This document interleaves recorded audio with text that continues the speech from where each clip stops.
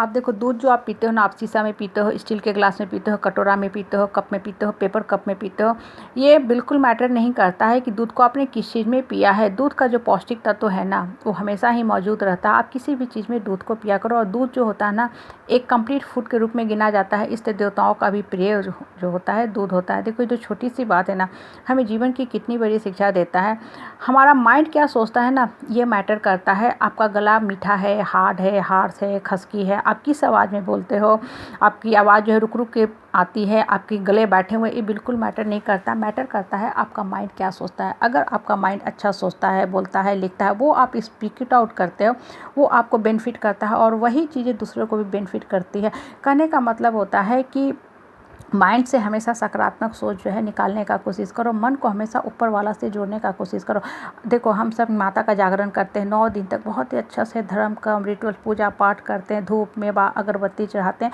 ये जो चीज़ें हैं ना, करनी चाहिए, लेकिन ये चीज़ें जो है ना, सिर्फ हाथ तक और माउथ तक सिमट के नहीं रहना चाहिए। ये जो सारी चीज़ें हैं ना, उसको आत्मा में समाहित करने का कोशिश करो, आत्मा में एब्जॉर्ब करो, अपने मन को, आत्मा को माँ दुर्गा से जोड़ने का कोशिश करो। जब देखो आपका मन वास्तव में माँ दुर्गा की शक्ति से जुड़ जाएगा ना, उस दिन आप वास्तव में अपने आप को पावरफुल फील करने लगोगे। और देखो, एक पावरफुल इंसान की पहचान क्या होती है कि उसका लाइफ में जो है ना फ्लक्चुएशन कम होता है। पहले जिस चीज़ों से आप बहुत ज़्यादा परेशान होते थे, फियर में, डर में जीते थे, कल क्या होगा, पास्ट के गिल्ट, फ्यूचर के अनसर्टिनिटी में जीते थे, अब ये चीज़ें जो है ना आपके दिमाग से हटने लगेगी। आप लाइफ को एज इट इज़ एक्सेप्ट करने की आप में शक्ति आ जाएगी। कहने का मतलब है, पहले आप बहुत ही डर के, सहम के, रो के, गिर के, बिलख के रहते थे, लोगों के सिंपैथिक गेनर बन के रहते थे, लोगों के सर्टिफिकेट पे आपको जीने की आदत पड़ गई थी। आपको हमेशा मन में कहीं न कहीं एक भावना जो है कुंठित करके रखती थी, आपको मजबूर बन के जीने के लिए मजबूर करती थी कि हम इस फैमिली डायनेस्टी से नहीं जुड़े रहेंगे, इनको छोड़ देंगे तो वास्तव में मेरा अस्तित्व ही खत्म हो जाएगा, हम धरती पर सर्वाइव ही नहीं कर पाएंगे। क्योंकि आपकी आत्मा जो है ना, अपनी शक्ति को कभी पहचानी नहीं। आपकी आत्मा की जो शक्ति है वो अंदर ही लुप्त हो रही है, ख़त्म हो रही है। लेकिन जब आप वास्तव में माता का जागरण करते हो ना, तो साल के 9 दिन आपको वेट नहीं करने की ज़रूरत पड़ेगी। आप हमेशा ही स्ट्रांग बन के रहोगे। और जो इंसान देखो स्ट्रांग बन के रहता है ना, वो अपने लाइफ का खर्ता धरता खुद होता है, डिसीजन भी खुद लेता है, वो मिस्टेक भी करता है और अपनी हर मिस्टेक से सीखता जाता है और उस मिस्टेक को मिस्टेक प्लस में कन्वर्ट होने नहीं देता है। कहने का मतलब होता है कि अपने मन को, अपने आत्मा को इतना मजबूत बना के रखा करो ना कि हर परिस्थिति को आप हैप्पीली एक्सेप्ट करके उसका हल भी निकाल सको। नहीं तो देखो, छोटी भी परिस्थिति और परेशानी आएगी ना, तो आप हिल जाओगे, रोने लगोगे, गिरने लगोगे।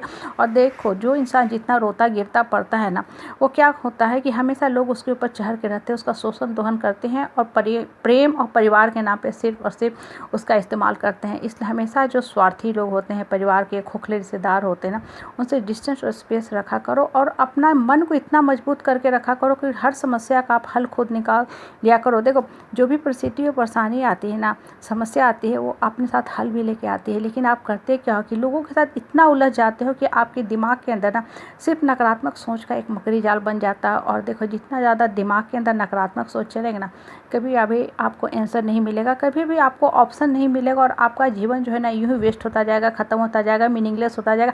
और आपका धरती पे आने का मुख्य पर्पस क्या है? एक लक्ष्य निर्धारित करके जीवन का हैप्पी जर्नी कवर करना। आपका लाइफ का एक स्थिर जो है मोटो होना चाहिए। लाइफ को मीनिंगफुल बनाना आपका प्रथम कर्तव्य है और ये तभी होगा जब आप वास्तव में माता के साथ जुड़ते हो। देखो, आप जब भी ध्यान करते हो, पूजा पाठ करते हो ना, सिर्फ उसको माउथ तक और हाथ तक सिमट के मत रखा करो।